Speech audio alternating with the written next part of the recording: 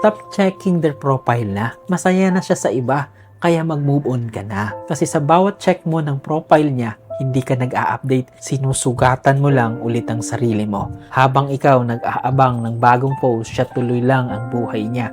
Masaya, may kasama, may mundo na wala ka na. Hindi ka nasasaktan kasi mahal mo pa siya. Nasasaktan ka kasi umaasa ka pa. Umaasa na babalik, umaasa na magsisisi, umaasa na may kulang sa bago niya. Pero kung titingnan mo ng mabuti, masaya na siya sa iba. Kasi sa bawat view mo ng profile niya, pinipili mong manatili sa lugar na iniwan ka. Hindi mo kailangang makita kung okay siya. Kailangan mo lang tanggapin na tapos na.